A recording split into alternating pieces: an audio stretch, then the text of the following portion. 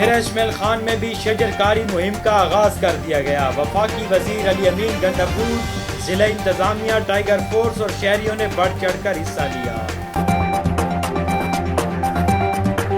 تھانہ یونیورسٹی کی حدود میں نامعلوم افراد کی فائرنگ سے شہری جاں بحق کو۔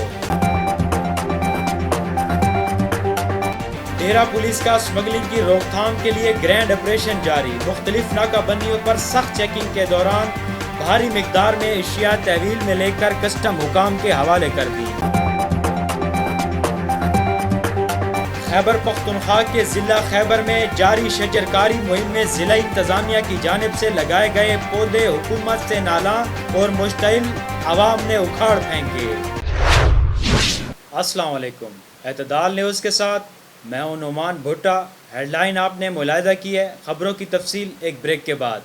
ڈیرہ اسماعیل خان کا مؤثر ترین اور سب سے زیادہ پڑھا جانے والا اخبار روزنامہ اعتدال، تازہ ترین علاقائی، قومی و عالمی خبریں، مقامی و ملکی موضوعات پر مبنی مایہ ناز تجزیہ کاروں کے پرمغز تجزیے، دنیا بھر میں کہیں پر بھی آن لائن ایڈیشن پڑھنے کے لیے وزٹ کیجیے ہماری ویب سائٹ www.اعتدال.com.pk۔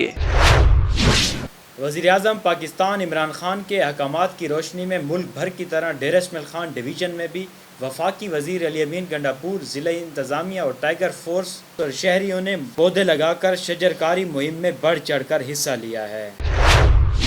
ڈیرہ اسماعیل خان تھانہ یونیورسٹی کی حدود میں نامعلوم افراد کی فائرنگ سے متولی امام بارگاہ 4 روشن چراغ سید مختار حسین شاہ جاں بحق ہو گیا، جس کی میت پوسٹ مارٹم کے بعد لواحقین نے ان کی آبائی قبرستان میں سپرد خاک کر دی۔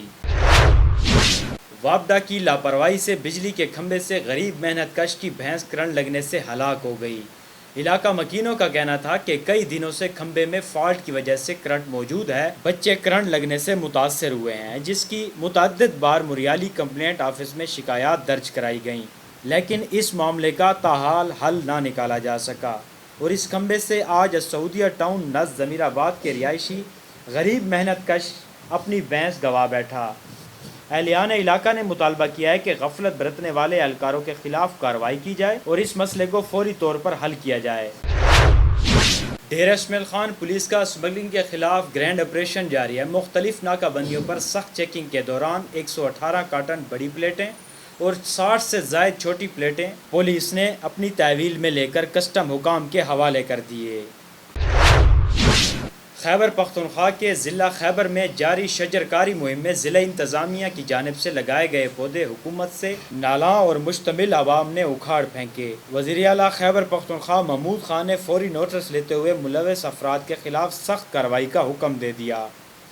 ان کا مزید کہنا تھا کہ شجرکاری مہم میں رخنہ ڈالنے والوں کو کسی صورت معاف نہیں کیا جائے گا۔ اب دیکھتے ہیں موسم کی صورتحال۔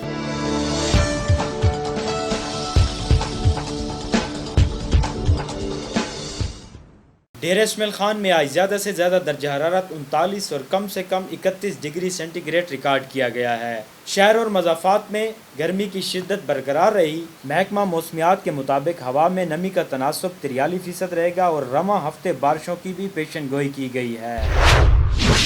یہ تھی آج کی اہم خبریں۔ مزید 24 گھنٹے دنیا بھر اور علاقائی خبروں کے لیے دیکھتے رہیے www.اعتدال.com.pk۔